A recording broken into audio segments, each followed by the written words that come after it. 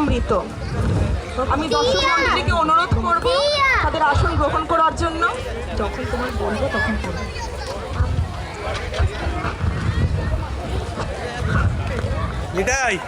নাটক জীবিত অমৃত, প্রথম দৃশ্য রানীঘাটের জমিদার বাড়ি।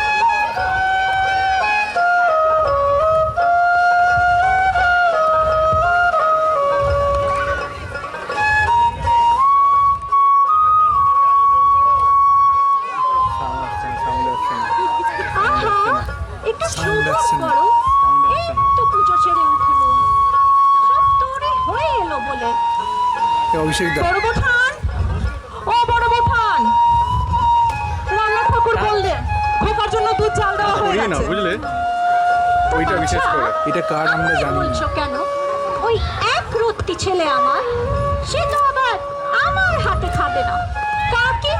কাকিমা ছোট বউকে গিয়ে বলো না বাবু।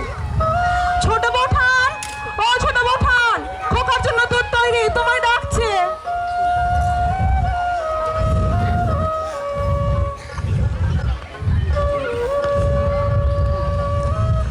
বড় ঠাকুর, আপনার খাওয়ার তৈরি।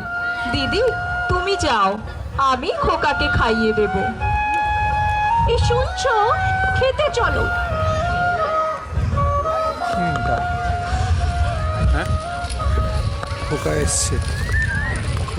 সোনা মানিক আমার, এসো দুধটা খেয়ে নাও বাবা। সোনা মানিক আমার, এই তো ধরেছি। তোমাকে তো সেই গল্পটা বলাই হয়নি। সেই যে একটুখানি ছোট্ট খোকা একটুখানি দুধ খেয়ে মস্ত শক্তিশালী হয়ে গেল, যে দস্যি রাজাও তার সঙ্গে পারল না। তাই কাকিমা, রাজাও আমার কাছে হেরে যাবে। কিন্তু তোমাকে এই সব দুধটা খেতে হবে। তাহলে করবে তার তখন কাউকে বাঁচান বাঁচি মারিন মরি, বলো ভাই ধন্য হরি। বাঁচান বাঁচি মারিন মরি, বলো ভাই ধন্য হরি। ধন্য হরি ধন্য হরি, ধন্য হরি ধন্য হরি। মা কিছু দেবে গো মা? হ্যাঁ মা, দিচ্ছি, বসো। ও ঠাকুরছি, বৈষ্ণবী মা এলেন, একটু জল মুড়ি বাতাসা এনে দেবে গো। যাই। তা তোমার ছেলে বুঝি? আহা, কি মায়াবী মুখখানা। এই পোড়া কপালে তা কি সয় গো মা। পিতৃকুলেও কেউ নেই, পতিকুলে উনিও আমায় ছেড়ে গত হয়েছেন। পতিও নাই, পুত্রও নাই, এই একটি ভাসুরপো আমার, এই আমার সব। তাই তাই, তা একেবারে চোখের মনি বলতে পারো। আমাদের বংশের এই একমাত্র কৃত্রিম। সেইবার গো, এর জন্মাবার পর সেই বড় বৌঠানের কি ব্যামো, সেই তখন থেকে ছোট বৌঠান একাই মানুষ করেছে। তা হবে না চোখের মনি? তাই তো পরের ছেলে মানুষ করলে তাহার প্রতি প্রাণের টান আরো যেন বেশি হয়, কারণ তাহার উপরে অধিকার থাকে না। তাহার উপরে কোনো সামাজিক দাবি নেই, কেবল স্নেহের দাবি।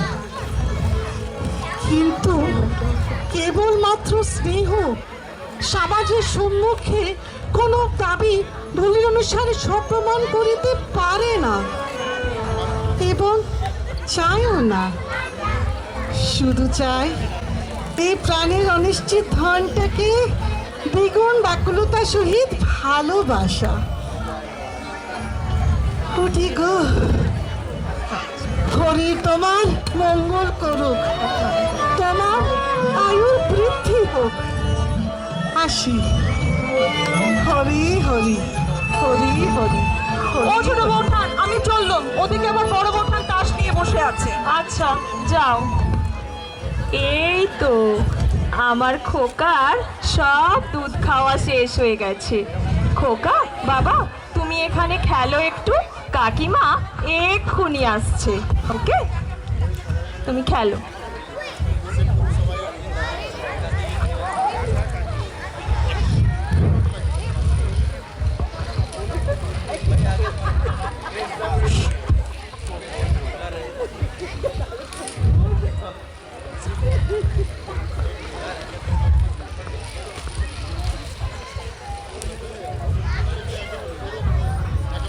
দিদি, ও দিদি, খোকাকে একবার এনে দাও গো।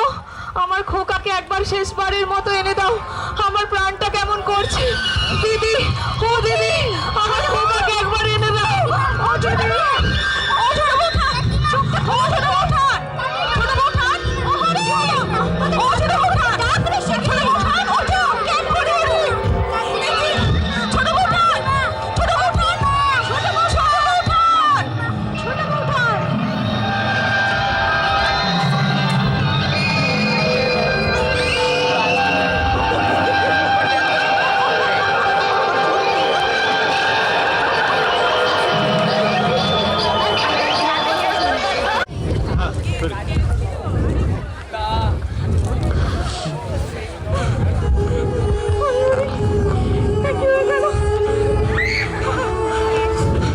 তোমরা যাও এখন, ঠিক করে যেন কাজ সম্পন্ন হয়। আমি আবার পুলিশের উপদ্রব চাই না, তাই অতি সত্বর রওনা হওয়াই ভালো। আগে দাদা ঠাকুর।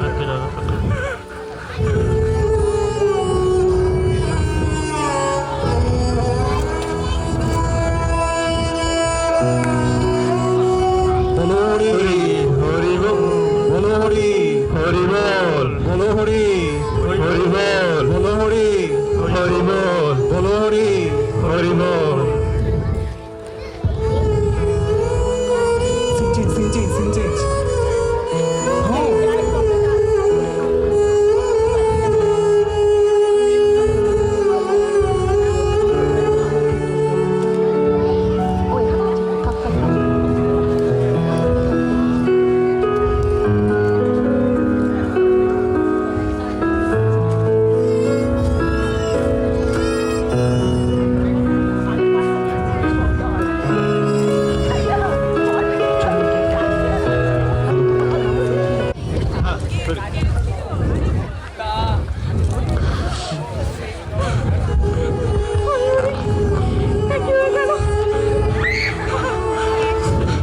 তোমরা যাও এখন, ঠিক করে যেন কাজ সম্পন্ন হয়। আমি আবার পুলিশের উপদ্রব চাই না, তাই অতি সত্বর রওনা হওয়াই ভালো। আগে দাদা ঠাকুর।